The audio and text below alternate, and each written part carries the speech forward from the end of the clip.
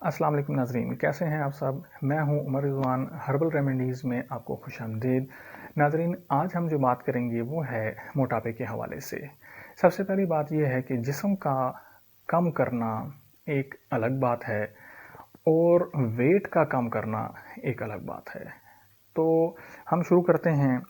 देखिए, अल्लाह ताला ने हमारा जो निज़ाम बनाया है, जो डाइजेस्टिव सिस्टम है, जो पूरा एक हमारा मेटाबॉलिज्म है, उस सिस्टम का तकाजा ये है कि दोपहर का खाना लाजमी खाया जाए। बेशक उसकी मिकदार कम हो, लेकिन दोपहर का खाना लाजमी खाना है। ये बात करने की वजह ये है कि बहुत से हम डाइट प्लान्स देखते हैं और सुनते हैं, उनको फॉलो भी करते हैं, और कहने वालों ने उसमें ये कहा होता है कि दोपहर का खाना छोड़ दें, सुबह का नाश्ता करें, रात का खाना खाएं, दोपहर का खाना छोड़ दें।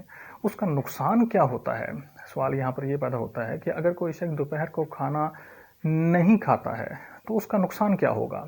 देखें, हमारे मैदे में जो दोपहर के खाने के लिए एंजाइम्स पैदा होते हैं, मेडिकल साइंस ये कहती है कि अनकंज्यूम्ड एंजाइम्स जो हैं वो एनर्जी की सूरत में लोअर एब्डोमेन में जमा होते रहते हैं।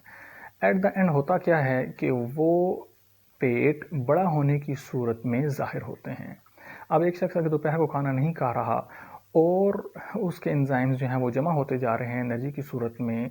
अब मैं ये नहीं कह रहा कि अगर कोई शख्स डाइट प्लान को सख्ती के साथ फॉलो कर रहा है और सख्ती के साथ वो कंप्लीट उसने लेट्स सपोज 3 महीने का प्लान उसने फॉलो किया है, डाइट प्लान है या 30 डेज़ का है, और अकॉर्डिंग टू हिज और हर फिक्स गोल उसने अपना वेट कम भी कर लिया है, तो एट द एंड वेट ज़रूर कम होगा। लेकिन नतीजा क्या होगा कि जैसे ही वो डाइट प्लान छोड़ेगा, डाइट प्लान को फॉलो करना छोड़ेंगे, तो दोबारा से वेट वापस आना शुरू हो जाएगा। लेट्स सपोज अगर किसी ने अपना 70 केजी वेट कम करके 50 केजी कर लिया है, तो अब जाहिर सी बात है कि एक डाइट प्लान हमने फॉर द लाइफ टाइम तो हम उसको फॉलो नहीं करते हैं, थोड़े टाइम के लिए करते हैं।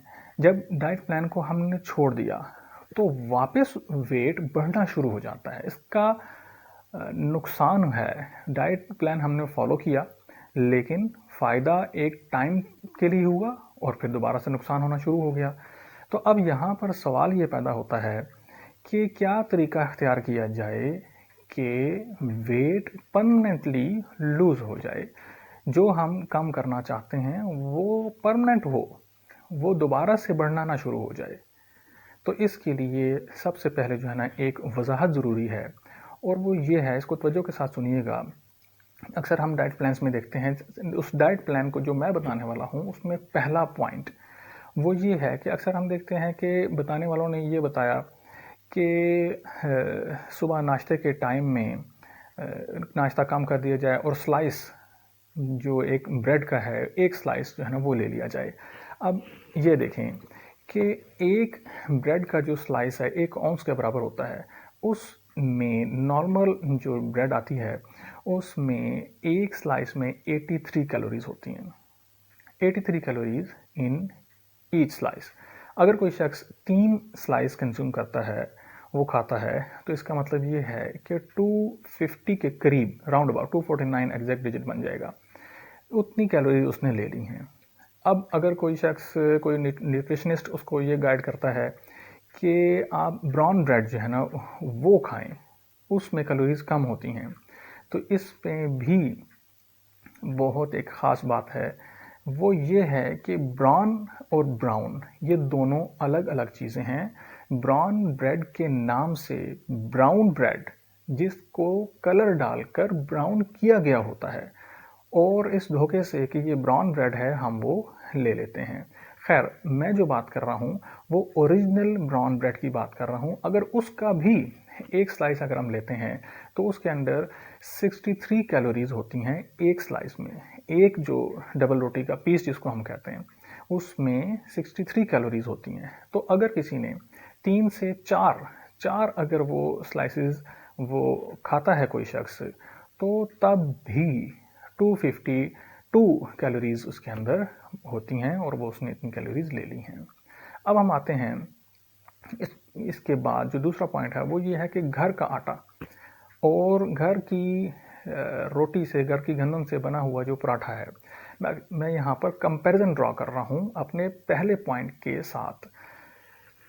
اب دیکھیں 40 گرام کا آٹا, 40 گرام کے برابر اگر کوئی شخص آٹا لیتا ہے اور اس سے وہ پراٹھا بناتا ہے, اس کے اندر 1 ٹی اسپون کے برابر گھی ڈال دیا یا تیل ڈال دیا. 40 گرام میں اس لیے کہہ رہا ہوں کہ اگر کوئی شخص آٹا لیتا ہے 40 گرام کے ایکول, تو 10 گرام آٹے میں 312 کیلوریز ہوتی ہیں. تو مطلب اس بات کا یہ ہو گیا کہ 40 گرام میں 125 کیلوریز ہوئیں. یہ کاؤنٹ یاد رکھیے گا, 125 کیلوریز ہو گئیں 40 گرام کے ایک پیڑے میں.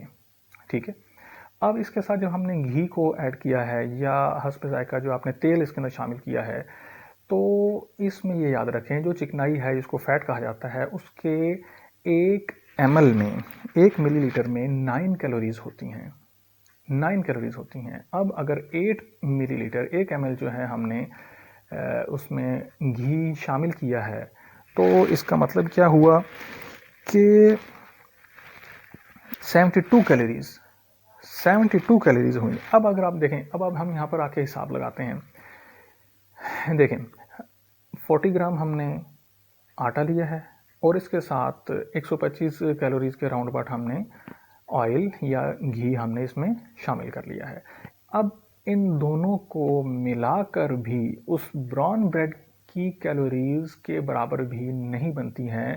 اس کا مطلب یہ ہوا کہ گھر کا جو پراٹھا بنا ہوا ہے وہ زیادہ ہیلدی ہے, اس کے اندر کیلوریز کم ہیں. باہر کی بریڈ ہم اس نیت سے کھاتے ہیں, اس ارادے سے کھاتے ہیں کہ اس میں کیلوریز کم ہوں گی اور ہماری جو موٹاپے کی جو شکایت ہے وہ کم ہوگی. ایسا نہیں ہوتا. یہ بات سمجھانے کے لیے میں نے آپ کو یہ پوری کیلکولیشن بتائی ہے کہ گھر کا جو پراٹھا ہے بنا ہوا وہ زیادہ ہیلدی ہے. اس کی پہلی وجہ میں نے آپ کو بتا دی ہے کہ اس کے اندر کیلوریز کم ہیں. اس کی دوسری وجہ یہ ہے کہ وہ آپ نے خود بنایا ہے, اس میں آپ کو معلوم ہے کہ آپ نے اس میں کیا ڈالا ہے اور کیا نہیں ڈالا ہے. اور تیسرا پوائنٹ اس کے اندر وہ یہ ہے کہ جو بریڈ بنائی جاتی ہے, جو بازار سے ہمیں جو ہے بریڈ ملتی ہے, اس میں یہ یاد رکھیں کہ بریڈ اس ٹائم تک بریڈ نہیں ہوتی ہے جب تک اس کے اندر ایسٹ شامل نہیں کیا جاتا ہے.